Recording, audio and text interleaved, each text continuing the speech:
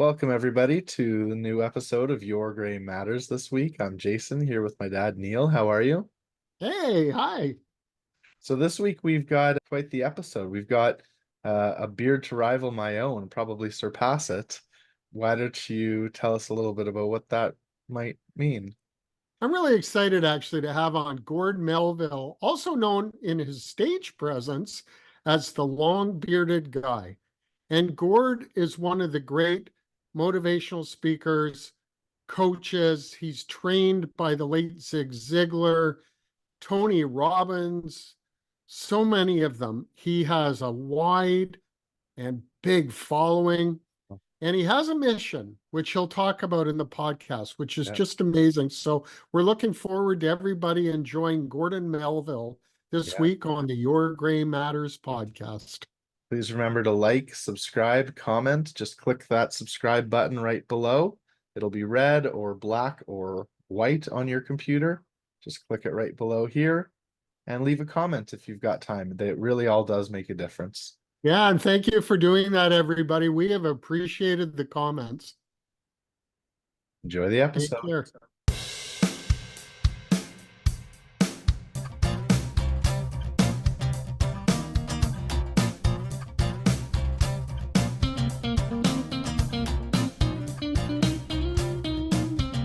Hi, everybody. I'm Neil from Your Gray Matters. Welcome back. We're so glad to have you. And whether you have dark hair or no hair or red hair, come on, we know what's under it. We're glad to have you. And we're a show of miracles and solutions that exist, but you may not be aware of them. And we are really excited today to have Gord Melville, one of my mentors and teachers, more importantly, close friend. But you'll kind of see he qualifies with this big gray beard because Gord is famously known as the long bearded guy. I knew him when he didn't have a beard, but this looks really kind of cool. He's also apparently trying out for the role of Santa Claus today. So, Gord, welcome. Thanks for being on Your Gray Matters. We're glad to have you. Thank you so much, Neil. It's an honor to be here. Thank you. Thank you. So let me tell you about Gord, because Gord is amazing. He is actually a CEO and a legacy and resiliency strategist at Jewel International. We're going to find out what that is. But I just want to tell you, not only is it Jewel International, but Gord is a jewel for those of us who know him. He is the king of EQ, emotional intelligence quotient, and we're going to touch on that today too, Gord. He's the executive producer, digital radio host. He's a podcaster. He's a TV personality of a nationally syndicated show called The Long Bearded Guy. He is a mindset and energy coach for a pro basketball team, Canadian no less. Mm-hmm. And he's multiple times recognized as an internationally renowned keynote speaker. He's written a book. He was privileged to work with people like Grant Cardone, Zig Ziglar, Tony Robbins. And I will tell you, he is amazing. He is trying and succeeding on making the lives of every man on this planet better. That is his mission. And we're going to talk about that today because as a man, I can tell you my life is better because I know Gord. Gord owns a company called Mo Mondays Waterloo. I've been a speaker on that. Ladies and gentlemen, if you would like to learn how to tell your story in 10 minutes, you want to tune into Mo Mondays. It is fantastic. When he's not writing, when he's not podcasting, when he's not coaching, he's a husband, he's a father to 3 teenage sons, and he's just a great guy. Welcome, Gord Melville, the long-bearded guy, to Your Gray Matters. Thank you so much, Neil. It's really great to have you here. And Gord's a humble guy. He won't talk much, but I'm going to drag it out of him. For a guy who stands on stage and educates thousands of people, he really is very thoughtful about what he says and how he responds to questions. And I have to ask you right off, because I always did want to ask you this anyway. So let's do it in front of the thousands of viewers that we're now privileged to have. So, Gord, what's up with the beard? Why do you call yourself the long bearded guy? And as an aside, how long did it take you to grow that thing? I was clean shaven on November 1st. It was a Movember thing. No, I'm kidding. Yeah, I was going to Um, say November of what decade? it's amazing what Miracle Grow can do. And as far as why it's there, I hate shaving. So you know what? Once I embraced the fact that I could be whoever I wanted to be, I didn't have to step up to anybody else's expectation of what I was supposed to look like or how I was supposed to present myself. Yeah. I was like, you know what? I'm going to be me, and if people like it, great. And if they don't, that's great too. I'm not everybody's cup of tea. So, but the reason that I'm known that way wasn't so much because I came up with that. As you know, I'm in a bunch of different mastermind groups. And people would say, you need to talk to Gordon Melville. And they're like, okay, who is that? And they would literally go make the hand gesture and say, you know, the guy with the long beard. And so I was like, you know what? That's how people know me. Then let's just brand that, which much to my wife's dismay, because she threatens to shave half of it off in my sleep all the time. But so yeah, it's now branded. It's part of the shows, and yeah, it's just easy to remember, right? When I was in the car business, you know, we didn't have internet back then. We didn't have, some of those things weren't there yet. And so but you're trying to get people to remember you, to be memorable. And so on the phone, I would say to them, are you familiar with Herman Melville? And most of them would say no. And I'm like, okay, are you familiar with Moby Dick? And they're like, yes. I'm like, great. Herman Melville wrote Moby Dick, and he's a relative of mine. So I would Wow. say, you know, that's how they would remember my last name, but they would come into the dealership and go, I'm here to see the Moby Dick guy, because they couldn't remember my name, but they would remember that piece. And so, you know, I decided to take something that I'm known for in terms of my beard now.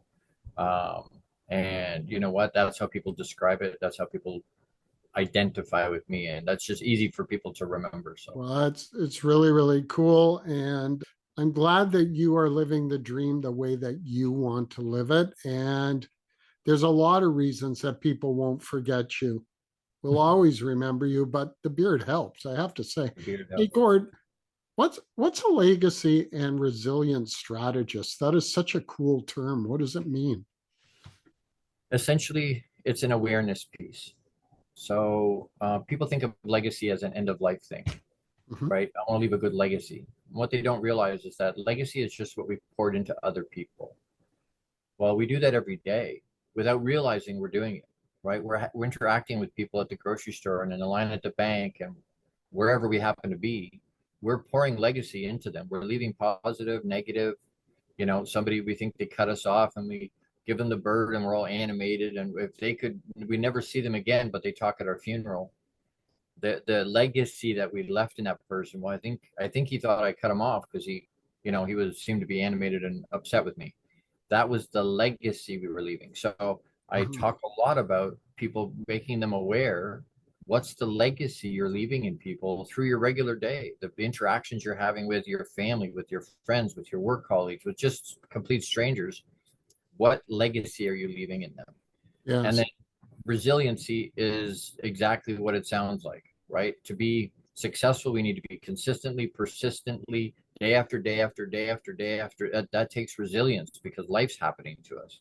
And so to be able to step through that life and those experiences and continue to just move forward, continue to, on purpose, intentionally move yourself forward. That makes That sense. takes resilience. And so the strategy and all of that, and a lot of times it's not complicated. It's fairly straightforward. It's simple, but it's not easy. The concepts are simple, but it's not easy to execute. And a lot of times that's where the rubber meets the road, is the actual execution of it. Once I'm aware, how do I actually execute that? So it takes Mhm. some strategy to be able to put that up in my life. Excellent answer, and thank you for that. It all makes sense to me, and it's a great guide for the way that we live. It really is terrific. You are on a mission to change the lives of every man, and I know now that you're working with male pro athletes and entrepreneurs, successful people. But tell us why you're on this journey. What is it that you want people to get out of it, as well as what you get out of it? I appreciate that. It's being able to step into and have people. Again, I think it's because of the way our journey works. So my journey includes 30 years of Energizer Bunny without doing any self-care. Excuse me. It also includes almost 35 years now of doing personal development at a really, really, really high level. And so, you put those two things together and it gives me a skill set that's a little bit different than a lot of people. Running into Ziglar in my mid 20s, early 20s, he had told me at the time you only needed to do 3 things to be successful. And so I've been doing those 3 things at a really high level for almost 35 years now. Wow. And it's allowed me, it put me in a headspace. It gives me a mindset of intentional growth, Mhm. putting myself in a space where I want to continue to grow. And I've got a positive spin to me as a rule. But when you essentially on the physical side, 30 years of Energizer Bunny without doing any self-care. I was teaching it, but I wasn't doing it, which I think is common for a lot of us, especially for Mhm. guys, right? Mhm. If I don't cough up a lung, I'm not going to a hospital or a doctor. So my body eventually said, hey, I don't want to do this anymore. And so late 2015, I was bedridden for 2 years. Wow. And when I say no energy, our ensuite was about 20 feet from the bed, and I would fall down 2 or 3 times just trying to get to the bathroom. Wow. So my body was completely done because I hadn't been paying attention to it. And when you take an Energizer Bunny and do that to them, squish them into a space where they can't move, it gets dark in a hurry. And so there was a suicide attempt in the middle of that. And Yes. I use a lens, I choose to use a lens to look at that situation as a positive one. That was Papa gifting me perspective I needed. And I call God Papa because of my relationship with him. But he gifted, I had a really high EQ, my emotional quotient, my emotional, it's not really an intelligence, but my emotional quotient was really high. But I didn't have that deep depression and suicide. I didn't understand that at all. So he allowed me to go through that to give me that perspective, because what that's done is allowed me a much more effective way to connect with men and pro athletes in particular, but people in general, right? Mhm. It's allowed me to understand what that feels like. And I think if we can, to truly empathize with somebody about a situation, you need to have gone through that situation. We can have sympathy, we can have compassion, but real empathy is coming from a space that goes, I understand that, Yes. right? I've been in that spot, right? People go, well, I understand suicide or depression because I helped somebody get through it. With all due respect to them, they can help somebody who's helped somebody get through it, but they still don't understand because they're still not in that space. They may understand it better than some, but they're not going to understand it until they go through it, Sure. Although I right? presume that you're not advocating that anybody try that. No, absolutely not. Absolutely not. No. And you know what? That's to that point. That's what we're doing, is trying to teach guys and give them tools and strategies to be able to deal with the emotion they all feel every day, but don't know what to do with it because they were taught and told, don't show your emotion, don't cry, don't look weak. And so we don't know what to do with it. So we push it down inside ourselves, or we put it in a box and put it on a shelf because we're not supposed to deal with that. Yep. The problem is, either way, we have residual pain from it. And so now we're trying to dull the pain. And how do we do that? Well, drugs, smoking, gambling, porn, whatever it is, right? Yep. Now I probably have a vice on top of the problem. And if I let it go long enough, I'm going to have an addiction on top of the problem. Yes. So I Yes. teach, right? I teach guys and people in general, but especially guys. That's where my heart is. I'm an entrepreneurial male, so that's where that comes from. And Papa gifted me pro athletes, link into pro athletes. So that's become a big thing for me because it was presented. And so that's where that comes from. And so, being able to teach them. And I get a lot of guys that say, oh, Gord, what you're doing is critical. It's great what you're doing. That's awesome. Thank you so much. I'm okay, but I know some people that need that. Hmm. And under my breath, I'm like, okay. And then I look at them and go, with all due respect, um, it's like buying insurance. I need to buy insurance when I'm healthy, because when I'm not healthy, I don't qualify anymore. Exactly. Right? In the Exactly. same way, I got to put the tools in the tool belt when I feel healthy, because when I'm not healthy, it's very difficult to deal with whatever the challenge is and find effective solutions to it at the same time. It's really hard. So, you Yeah. know, anyway. Very, very, very important. I had a doctor when I was in my 30s, and I was gravely overweight and not in good shape. And I remember he said to me, "You need to get into shape." And I said, "Okay, but why?" And he said, "Because when you're older, you're going to fall. And I want you to bounce, not break. But you have to do the work now." And I never forgot that.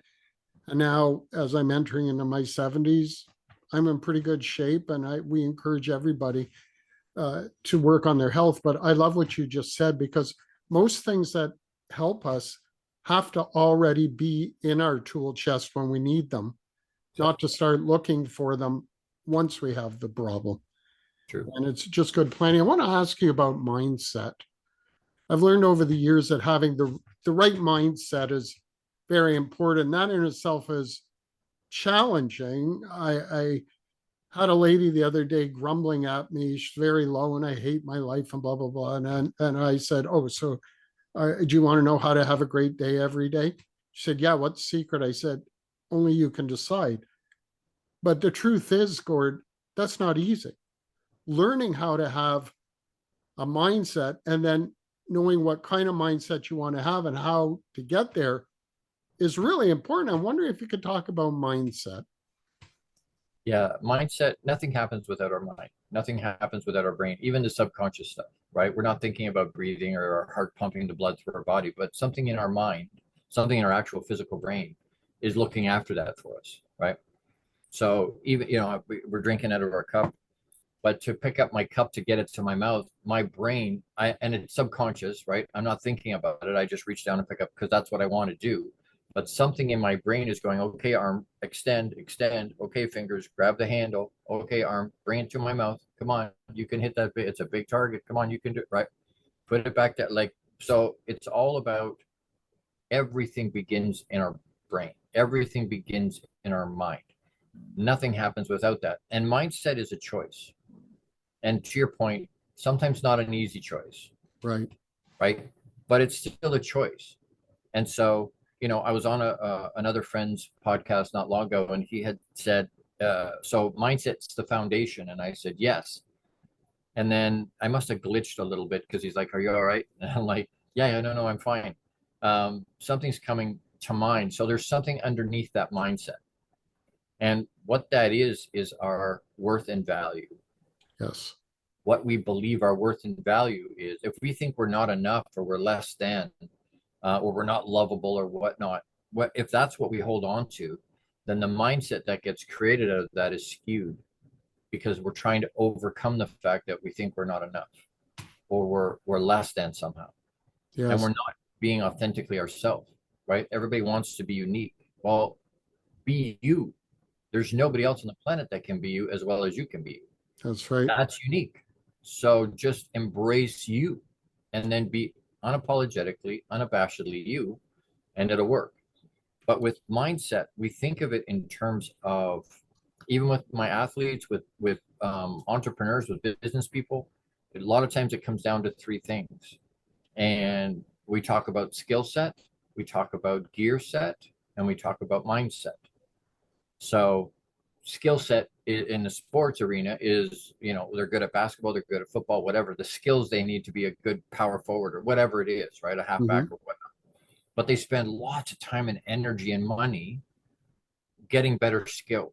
In the business world, right? You take business degrees or you take classes or courses on how to sell or how to market it. That's skill. How do I do that? Those kinds of things. And so we've spent a lot of time on our skill. The second one is gear. So in sports, whatever they need, pads, football, whatever recovery equipment they need, even bagged right down to bags of ice on their knees, whatever the gear is they need. In the business world, that could be your tech, that could be software, hardware, that could be equipment that you need to make your product or provide your service, all the different things you need, the gear you need to run your business and people spend a lot of time and money on that, right? I think of golfers that spend, thousands of dollars on a new driver because it's going to give them another yard and a half on their drive, which they're probably not going to get because they're going to slice. But anyway, the point is they spend a lot of time and money on that. But nobody spends time and money really on their mindset. Mm-hmm. So, right? So somebody that's got LeBron James skill and world-class gear and mediocre mindset will get schooled by somebody with mediocre skill and mediocre gear with really good mindset. Mm-hmm. Right. And so being the mindset piece of it all, to be able to capitalize on the other two pieces, you spend all this time and money and energy to get better skill and to have the best gear. And then you're throwing it all under a bus because you're not paying attention to your mindset. And at the end of the day, that's the part you can control. And I make that distinction. Control is an illusion outside of what you think and what you do. Mm-hmm. Right. If you have children or pets, you realize very quickly control is an illusion. Yeah, there's no such thing as control, right? You can influence it, but you can't ultimately control them. And so, the one thing that we can control is our own mind and our own emotion. And I ask people all the time, all right, so the one thing that you can control, how much time have you spent or money or effort have you spent to master control of you? Yep. And most people go, I don't spend any time doing that. I'm like, that's a problem. So that's where when I focus on with the players or with clients or with when I'm talking to people, the mindset to have a really solid, choosing to have a really solid mindset is where it begins. But again, I have to know what my worth and my really truly, and I get my worth and value from Papa, right? Because even from myself, my own opinion of me, some days you wake up and you can jump a small building in a single bound. And then the next day you wake up and you're not enough and you're less than and whatever. So he does this, right? Yep. But Papa's always the same. He looks at me every day and goes, you're unbelievable. You're amazing. I love you. And so that's where I choose to anchor my worth and value.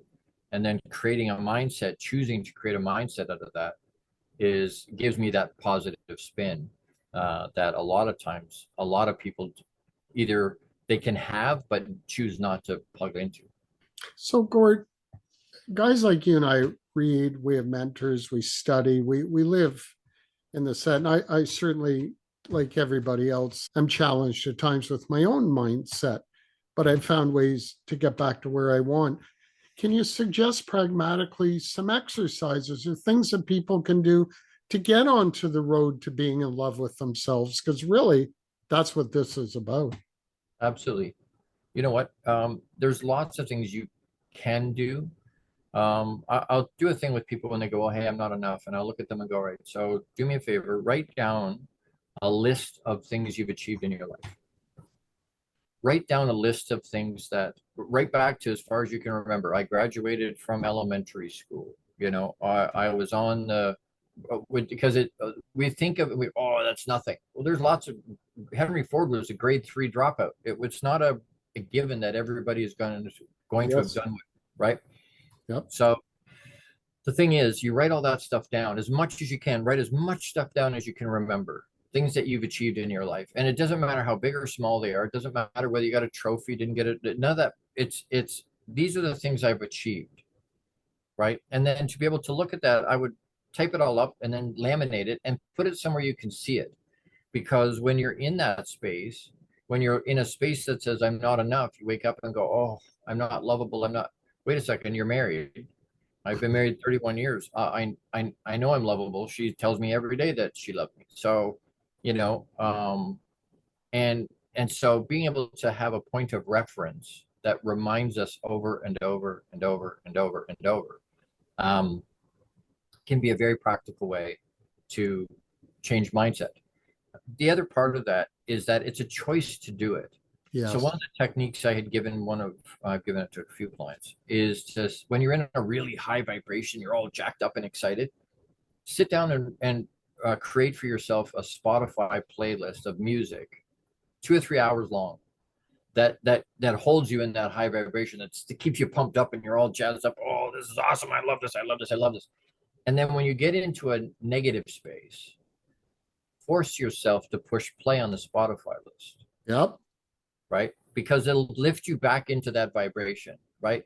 If you want extra points or you want to do it quicker, put on your shoes. For me, it's sandals, but put on your shoes and go for a walk. Put your earbuds in with that playlist playing and go for a walk, because what happens is the endorphins of your walk released in your body, combined with the music that's all this real high vibration, you will not have to walk very far, and all of a sudden you're like, oh, there we go, I'm walking on sunshine again, everything will be okay. And it's not that the problems go away. We have this thing where we focus on the problem, we focus on what the challenges are, and we do it to our own detriment.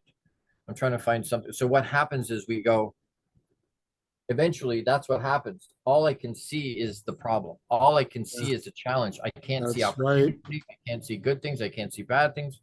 I can't see solutions. I can't see help. I can't see anything because I'm so focused on the challenge, right? And so, sometimes being able to write it down. I have a buddy recently reached out and said, can I vent? And I'm like, okay. And so he called me and he was blah, blah, blah, blah, for like 10, 15 minutes. He was breathing heavy when he stopped talking. That's how emphatic he was talking. But when he stopped, he goes, I'm embarrassed now. And I'm like, why? And he goes, because now that I say it all out loud, it doesn't sound like it's all that big a deal. It doesn't sound like it's all that bad. And I'm like, ding, ding, ding, ding, ding, like write it down. Yeah. Right, get it out of your head, because we get on this hamster wheel of which literally turns an anthill into a right, because we just keep, we don't get off that wheel. We just keep talking about it and thinking about it, thinking about it. Just we make a mountain out of that molehill because we're right. So being able to write it down is also another great way to get it out and to find a way to have positive mindset. Writing down gratitudes. Yes. If you can focus on gratitude, there's virtually no way to be grateful and sad at the same time. Very difficult to do. And it's not a matter of going, well, you know what, I'm satisfied. Because I don't want to be satisfied either. Right? I want to be grateful for what I have, but not satisfied. Because as soon as I'm satisfied, I stop pushing. Yes. Right. I stopped striving for ahead. So, but I absolutely want to be grateful. So being able to sit down and write down every day, at the end of your days, just sit down and go, you know what am I grateful for? If I get into a space where I'm like, oh, I'm negative, what do I have right in this moment? What can I be thankful for? And sometimes you can do the same things over and over and over, right? Our family and our wife and our whatever. But being able to, sometimes it's not so monumentally, we're always looking for the great, big, huge, life-changing, huge. Sometimes it's just a smile from my kids, right? Sometimes it's the ability to make my tea, it's having a warm blanket, whatever it is. Like, it doesn't have to be this monumental, huge thing. That's but in exactly moment, right. That's right. Sometimes it's those little things we look at later and go, those were the big things. We thought of them as little in the moment, but sometimes we look back later and go, you know what? Those were the massive things that were hugely instrumental in moving me forward. And at the time, I thought it was no big deal. In my last podcast, we were talking about joy, and that I had to go through a process, a conscientious effort to find joy. And I remember once my mentors, who were smart enough to get me onto Zig Ziglar tapes and the great music that I love, the positive parts of things. And I would call them and say, just not feeling it today. And they say, did you push play? And that was code. It was like, go back to the things that you chose that excite you. And, it's funny, and I don't want to take away from you at all, Gord, but last night I was privileged to speak to a graduating class of young entrepreneurs at a local college. And they were in the circle that we were having. I was just a guest, but they were talking about their fears because they were all opening up new business and growing and developing their own minds into masterminds. And I said something to them that one of the great leaders taught me years ago. He said, if your dream is big enough, the facts don't count. Exactly. And I used to play that. I actually said it. And sometimes I push play and go, hey, Neil, if your dream's big enough, the facts don't count. because nothing can defeat our mind other than our mind. Right. And it's what we let in and what we let out. I have to ask you another question. Thank you for all that. So from the time I met you, and you're a pretty big guy, I'm not a small guy, but you're a big guy. You always give me a hug when we greet each other. And by the way, I've noticed lately a lot of guys are giving hugs, but what's in it for you with the hug, and why do you do it, Gord? You know what? I think COVID made it even more important. We've lost that closeness. We've lost that contact. Yep. And so when I hug, I'm not doing it to be cool. I'm not doing it to be, sometimes guys will grab and bump shoulders, right? And that's there's a time and place, I guess, right? Yep. But if I really want to connect with the other person, and that's where it goes back to my mission. I want everybody to feel loved. I want interaction with me to be one where they leave me. We may not agree on everything, and that's fine. We're humans. We all have different opinions and different views, and that's great. But they'll still walk away and go, you know what, may not agree, but I know he cares about me. Yep. I know he loves me at the end of the day.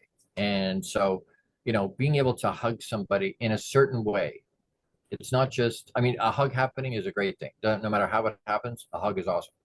But there's some ways to do it that can be even more impactful for both of us, for myself and for them.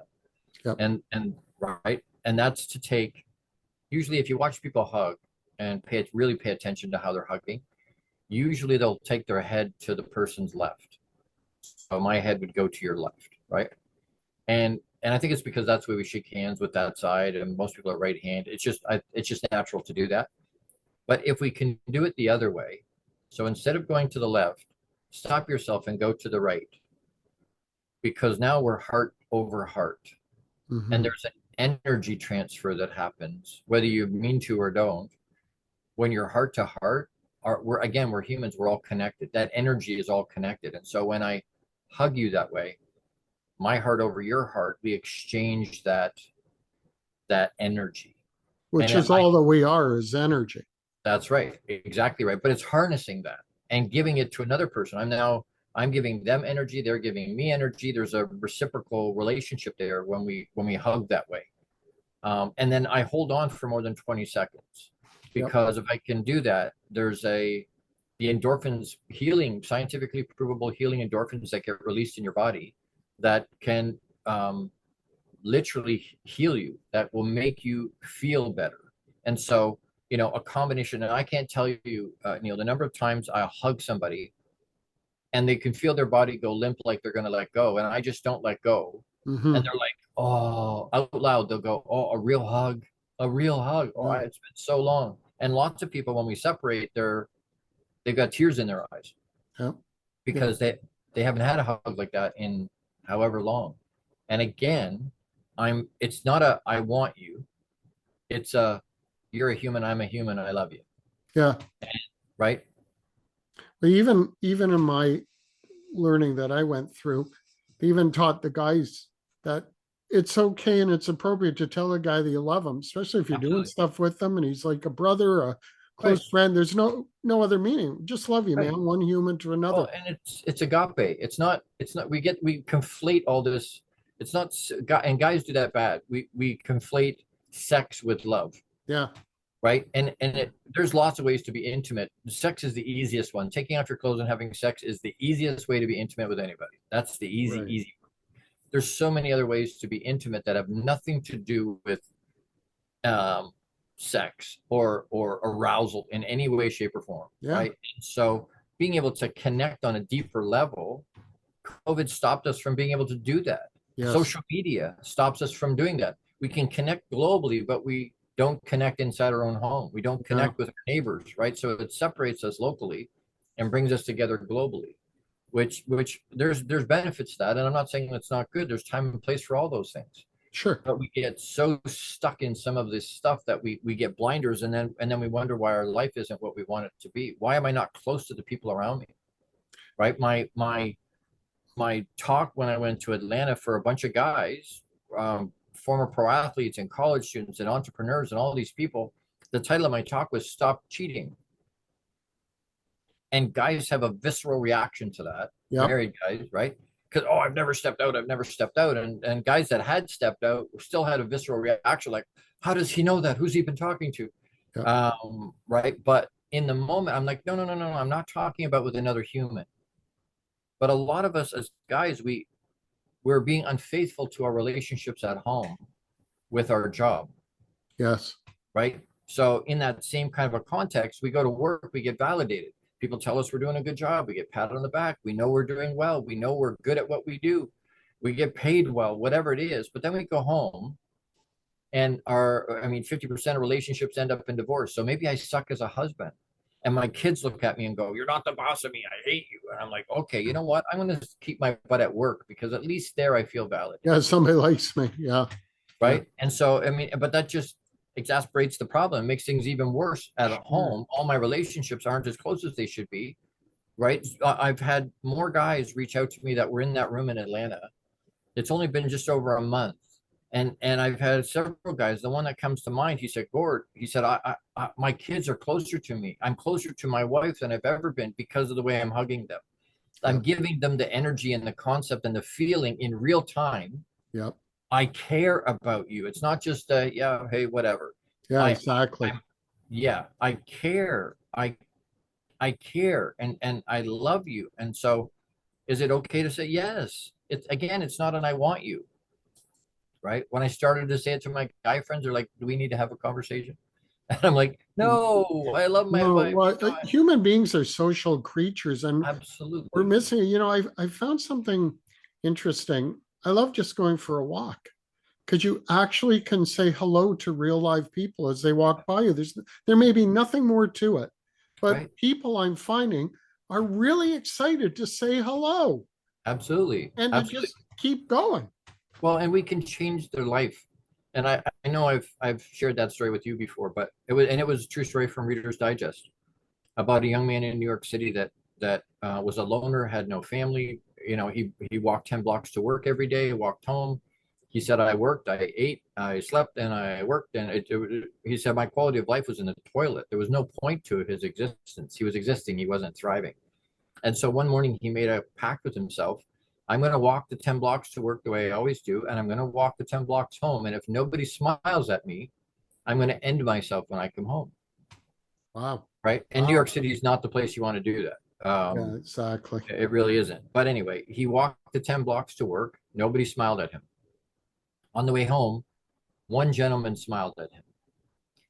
And one smile in the grand scope of everything may or may not be anything. But on that day, to that guy, it saved his life. Yeah, and the gentleman that smiled at him could have gone home and gone, I'm not making an impact. I'm having no impact on any. He'll never know he saved that young man's life. Yeah. And we talk about, dropping pebbles in people's lives and watching the ripples that come from that. Yes. And as I was telling that story for the 1000th time, probably, it occurred to me that smile did not create a ripple. It created a tsunami.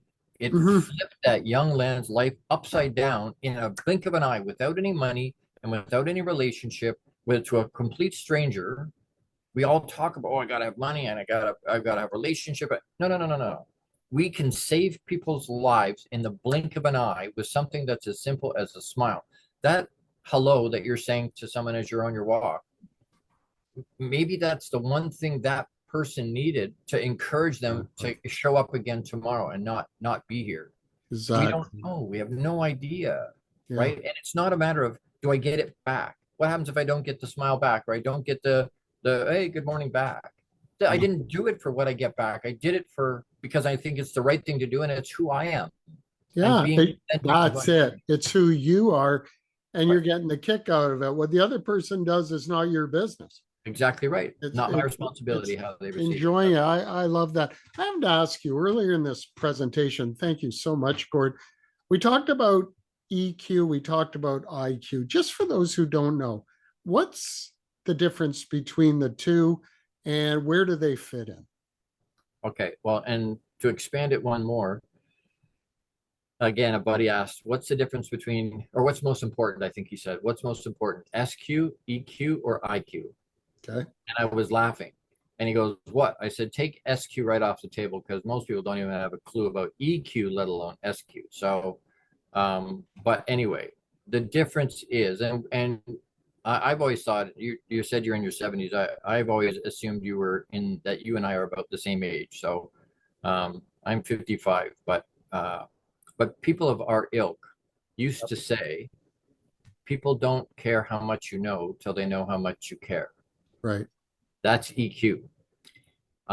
People like House, if you like that show, I love that show, right? Ignorantly high IQ, zero EQ, zero SQ for that matter.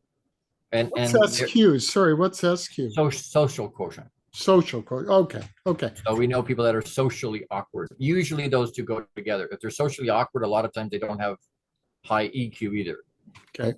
Okay. But the doctors in that hospital put up with House having no EQ and no SQ because he had ignorantly high IQ. Okay. Right? He was a brilliant doctor. No bedside manner. Matter of fact, he was well, and Sheldon on Big Bang Theory is exactly the same He's way. my favorite guy for that I reason. love him.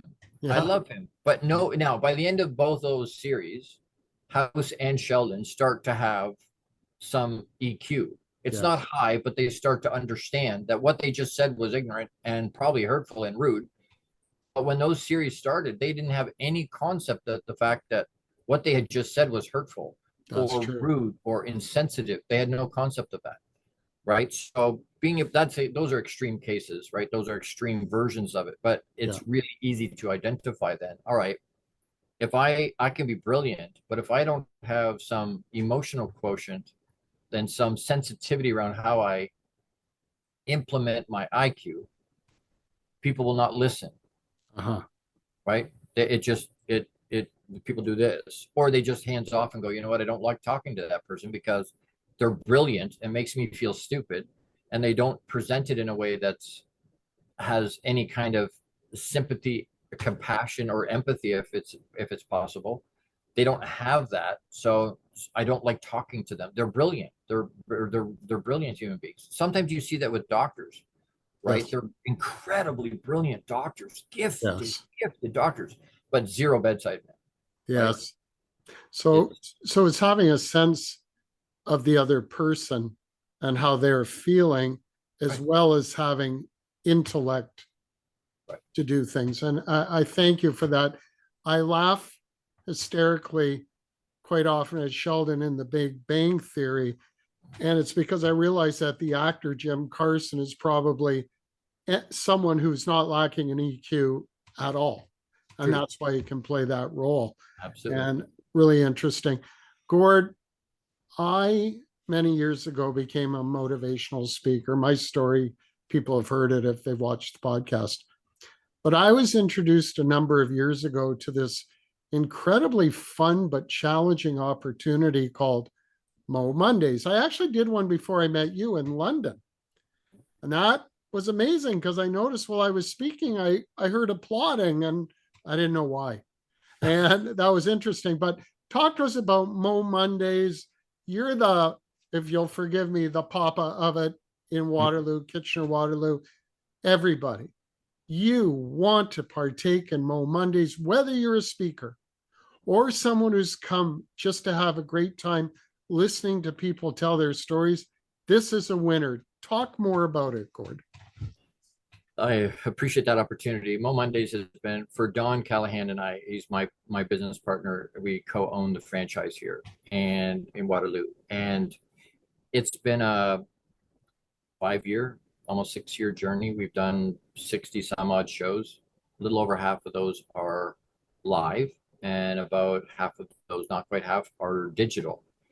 And during COVID, and essentially it's a like an open mic night except for speakers. So we invite them in, they get 10 minutes, no selling, no teaching, no preaching, no overt teaching, because there's no way to share your story without people learning something from it. But Right.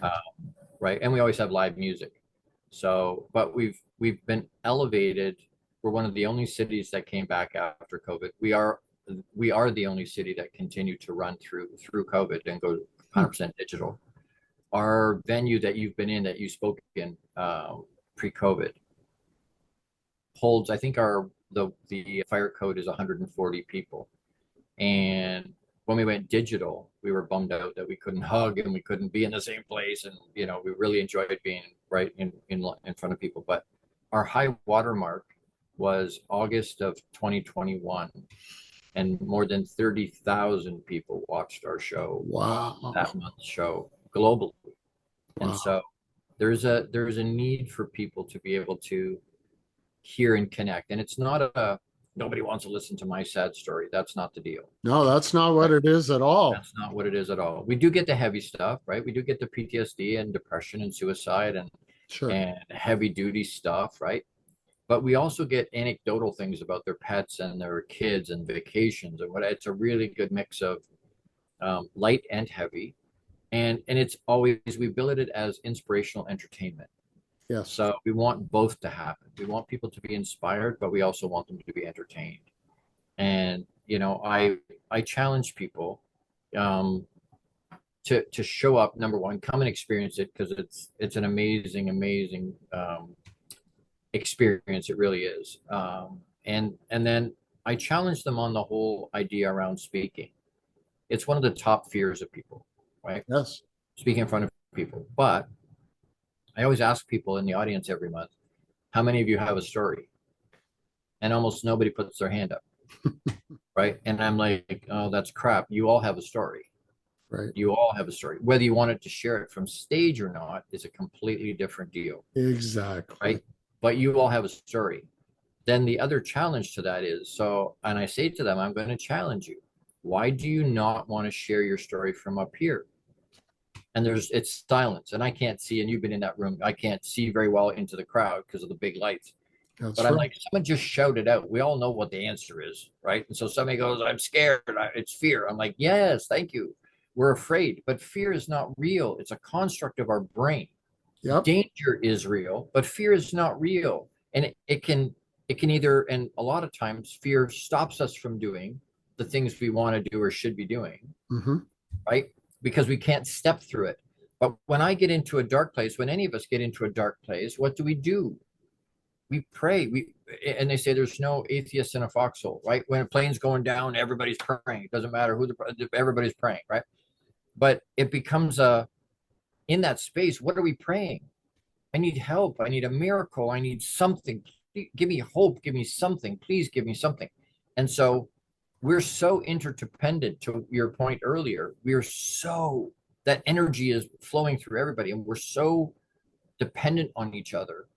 There is no possible way, if you share your story from your heart, that you will not connect with somebody else in the room. So if we can't step through our fear and share our story, we're robbing somebody of the miracle they've been praying for. Yes. You are the miracle, and they need to hear it from your mouth. It's not like, oh, they already knew. That's not the point. They need to hear it from your mouth, with your personality and your story, with your spin. They need to hear that. So step through your fear, be courageous. It's not lack of fear, which is, again, something we love to watch, because we've had, last month we had 3 speakers fly themselves in on their own dime from the US to speak on our stage. And 2 of them are very high level publishers. And the other one is he owns 2 or 3 businesses, 7, 8 figure, like he's a wildly accomplished human being. They flew themselves in for the 10 minutes to share a story on our stage.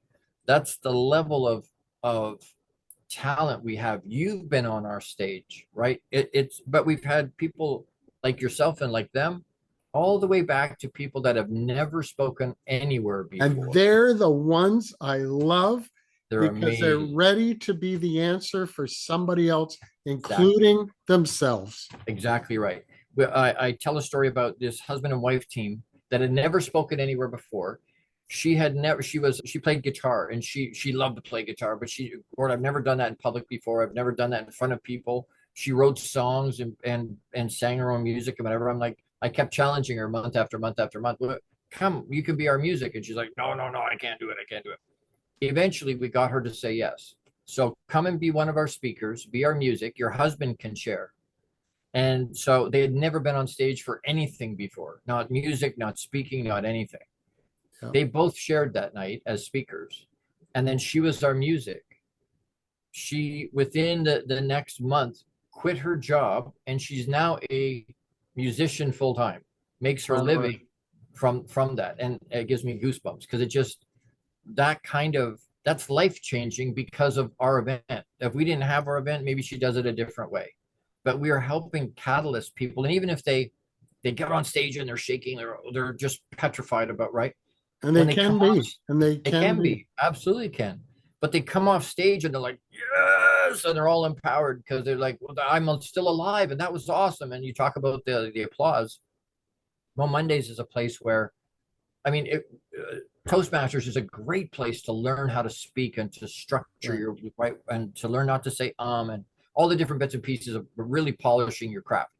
But somebody in that room is judging whether you said too many times. Somebody in the room is saying, hey, is there continuity to what they're judging what you're doing? right. When you come to them on Mondays, there's nobody in the room judging you outside of your time, right? They're there. And so it's a completely different type of audience. And they're loving on you and wanting to hear your story. They're wanting to plug into you. And so, it's a wonderful place. And even to cut your teeth. If you've never spoken in front of anybody before, it's a great place to do it because and it's marvelous. And I love it because for many reasons, but two is because it's a safe space for you to be afraid and try something. It's totally safe. Yep. But I will tell you that podcasting today with you and having Your Gray Matters in no small way gave me the idea and the courage to have this podcast. And I've spoken for years. I've been in front of many stages, on stage in front of many, many people, tens of thousands at time. But that little room of 140 people where you can tell a story that will make a difference in 10 minutes. Nothing happens if you go 11, but 12, no, I'm kidding. But the thing is, a lot of people's dreams are answered and answers are found at a Mo Mondays meeting. And I love it. Gord, I have to make two comments to you just before we wrap this up. And I'm so humbled to have you on. I want to acknowledge that today we're recording this on December 7th, 2023. That makes it the anniversary of Pearl Harbor. And every Friday, you post Red Day. I'd like you to tell people about what is Red Day. Yeah, Red Fridays.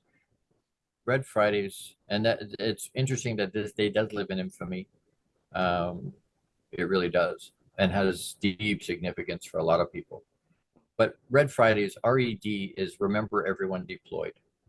So we've had, I think there's about nine or 10 people in our family between my wife and mine that are either retired or still active duty veterans. And so, I have a huge heart for first responders in general.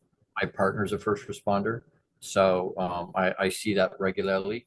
But I have huge mad respect for people that are willing to stand in the fray and stand on the wall and protect me so that I can do whatever kind of silliness I think is important to me. Yes. They're right. We have the freedoms, and you're in Canada too, but we have the freedoms we have because they're willing to do that. And it's not about whether they should be in that war or not. They're just doing their job. They've been put there by their boss. So whether they should be there or shouldn't is a completely different conversation.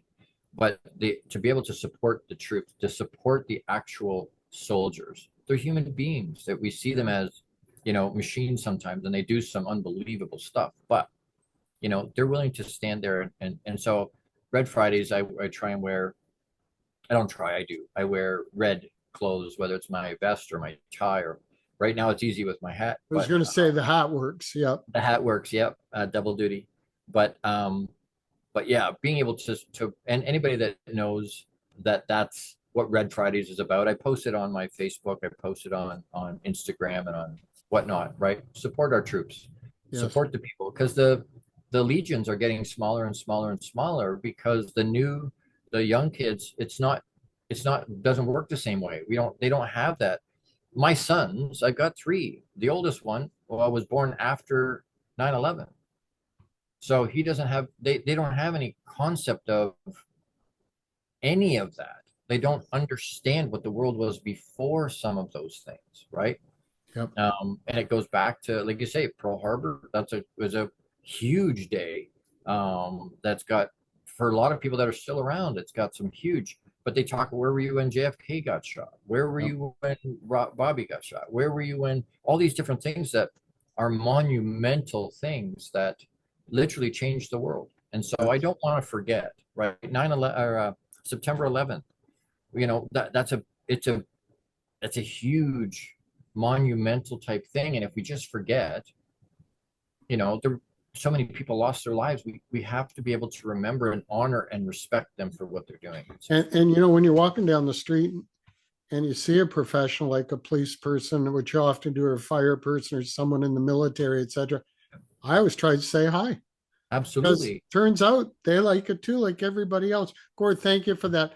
Gord, I am just starting to read your book, your relationship roadmap.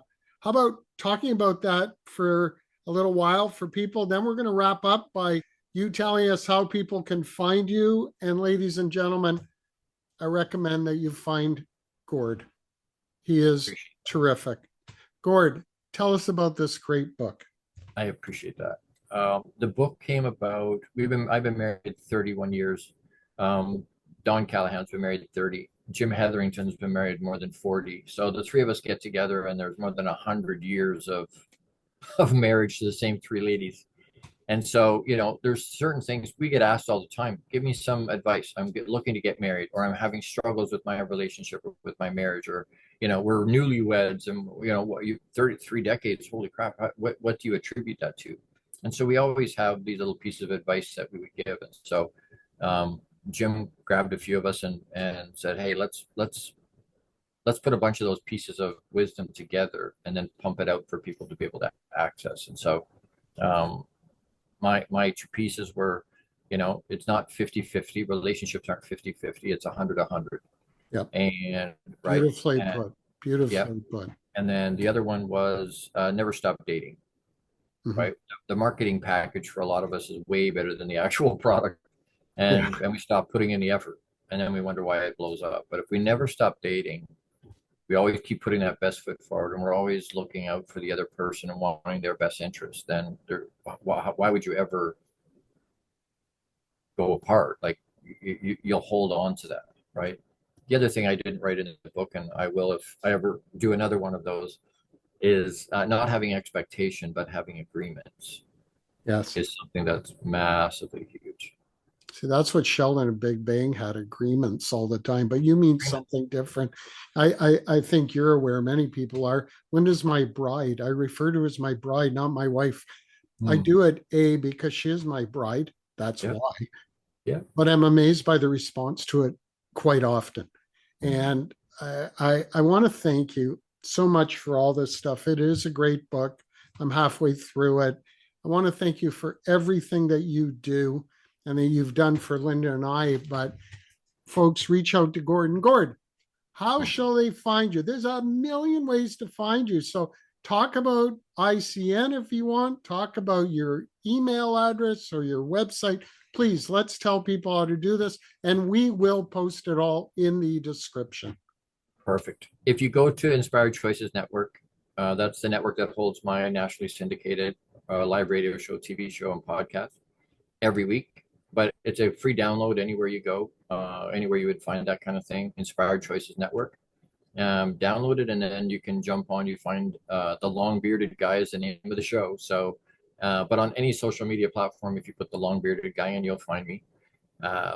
Email even to make it easy, I'll use that one. So it's the longbeardedguy@gmail.com. You can reach me there. Easy to reach me there. And like I say, any of the shows you can watch, you can find a book. If you want my name on the cover, I'll autograph it for you.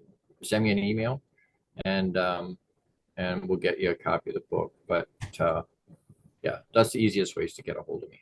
Well, Gord Melville, the long-bearded guy, I cannot thank you enough. I am honored. I am really, really excited to have you on the podcast. Ladies and gentlemen, we hope that you enjoyed it this week. We will be back next week. There's another great podcast coming on Monday morning. Bless your hearts. Have fun. And if you're not sure what to do next, email Gord. There you Take go. care, Gord. Thanks a lot. Thank you so much, Neil. Appreciate you so much. Bye bye.